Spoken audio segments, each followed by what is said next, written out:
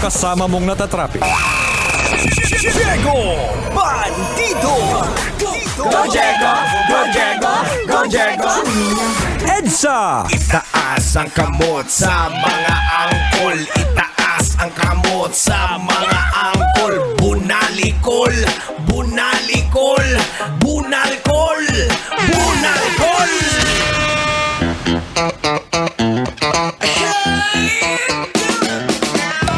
Maanami mo na inyo lang maamingan na oras mo natin mo amuluan yan at namin in ine minuto maaliman na oras na alat yung na ame.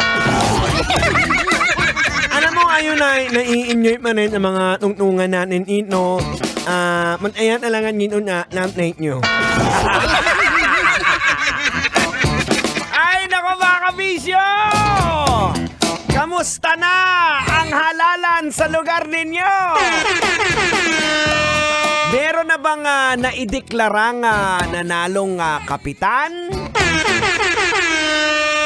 Kompleto na ba ang ating mga barangay kagawad?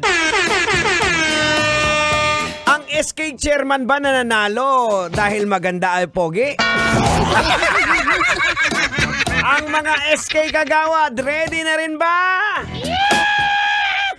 Nako, magkakaalaman talaga ngayon. Kaya yung iba tumatambay pa sa mga polling precinct. Yung iba meron nagsiuwian na kasi wala na yan. Landslide na. Well, congratulations po sa mga pinalad. At sa mga hindi naman pinalad, Tang, anong masasabi mo, Tang? Siyempre, nga. Sobra ka naman, Tang. Pwede namang sigurong better luck next time.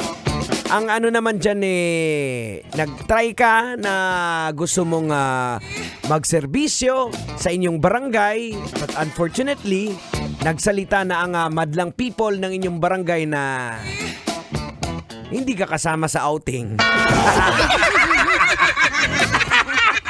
Aragoy! Maluoy ka. Well, ganun talaga mga kabisyo. Again, ang purpose naman kung bakit po merong eleksyon dahil may mga tao po talaga na gustong magserbisyo. Pero hindi rin natin makakaila na meron din tumatakbo for their personal gain. Wag na tayo magpaka-hipokrito. Ginagawa, tatakbo bilang kapitan dahil pag sila yung kapitan, magagawa nila yung gusto nila, may kikitain. Diba? Kasi kung iisipin mo, bakit magpapatayan yung mga tao sa posisyon na yan? Magkano lang naman ang sahod? Sa likod ng sahod, merong lagayan. Aragoy! Maluoy ka! Ayan, kaya sa mga kabisyo po natin muli, congratulations. Kung gusto niyo pong i-congratulate yung inyong mga manok, pwede po kayong mag-message po dito sa amin, sa Love Radio. At pwede din po kayong magpadala dito sa amin. Tumatanggap po kami ng kahit anong pagkain, maliban po kung may lason. Welcome po. Babatiin po namin kapalit ng inyong alay. Patay gutom. Ay naku mga kabisyo, eto mga kabisyo pag-usapan natin itong isang sa nakita nating mga usapin na isang content creator ang nag-vlog na sinasabi niyang ititigil niya na daw ang paggawa ng kanyang content sa Facebook. Nagdesisyon na siya na hindi na siya gagawa ng content dahil ayon sa kanya, hindi kaya ng sahod niya sa pagko-content nang magdala ng pagkain sa kanyang hapagkainan. Kaya buo na ang kanyang desisyon. Tang, hindi na natin patatagalin to, Tang. Logican na natin. Ay, sige, logican mo na yan. Logican na yan. Alright mga kabisyo, eto logican na natin to mga insan. Sobra-sobra na to mga insan.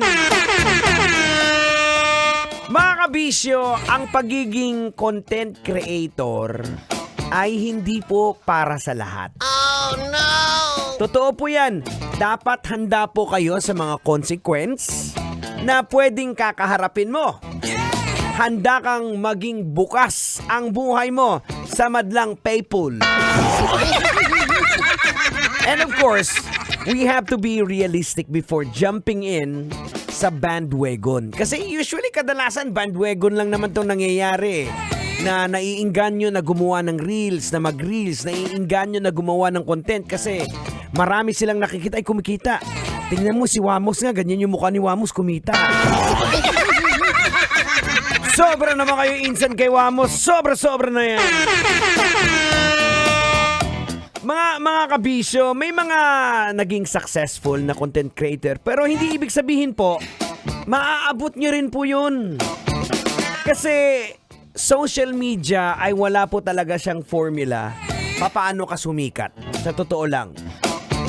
And from this realization, dito kadalasan nasusunog ang ilan sa mga naging content creator. They thought na madali ang lahat at first, but the big question kasi, yung consistency na ginagawa mo ng content. Hanggang kailan mo kaya masusuplayan yan yung content na ginagawa mo? Kaya mo bang gawin yan sa loob ng 1 taon, 2 taon? Diba? Kaya yung iba nasusunog, nababurn out, nagkakaroon ng anxiety dahil hindi na nila alam kung anong gagawin nilang content. Kaya yung iba gumagawa-gawa na lang ng mga scripted na content basta may mga content lang. Nawawala na yung essence na tinatawag na supposed to be, if you are a content creator, ang tawag din sa'yo ay influencer. So, dapat mag-influence ka in a positive way. Hindi yung mag-i-influence ka in a negative way. Gagawa-gawa ka ng kwento para pag-usapan ka. Gagawa-gawa ka ng skit. Kunyari, totoo, hindi naman pala. Hindi ka magandang impluensya ngayon. You are a bad influencer. Diba? So, pagtingin mo na hindi mo kakayanin yung pagko-content, huwag ka nang mag-attempt. Kasi sayang sayang yung panahon mo kagaya nga nitong isang content creator na to. Nalubog siya sa utang kasi akala niya magsusweldo na siya. So, nangutang siya, nag-loan siya. Hanggang sa hanggang dulo na wala siyang trabaho. So, nakapag-decide siya na mas mabuti pa na maghanap ka talaga ng trabaho. Huwag mo iasa sa pagko-content ang kakainin nyo. Maluoy ka. Huwag mong i-sacrifice yung mental health mo para sabihin lang makagawa ka ng content. Diba?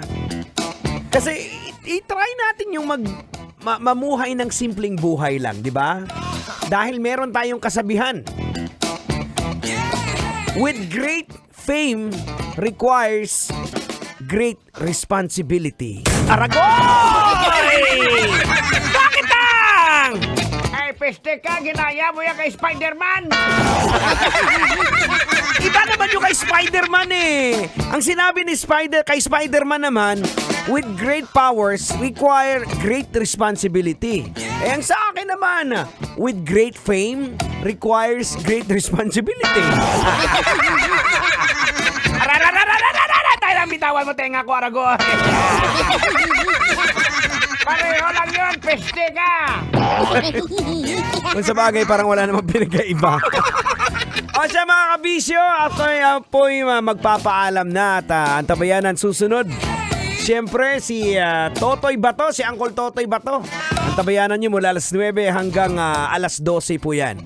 At hanggang dito na lang po ang inyong Kap Diego Bandido. As in Kap, hindi kapitan kapatid. Ito po inyong kapatid na Diego Bandido. Antabayanan susunod, Totoy Bato. From 9 o'clock until 12 o'clock midnight. And again, congratulations sa mga pinalad, sa mga hindi naman pinalad. Bayaran niyo yung utang niyo. Nagkautang patuloy, tumakbo-takbo sa barangay.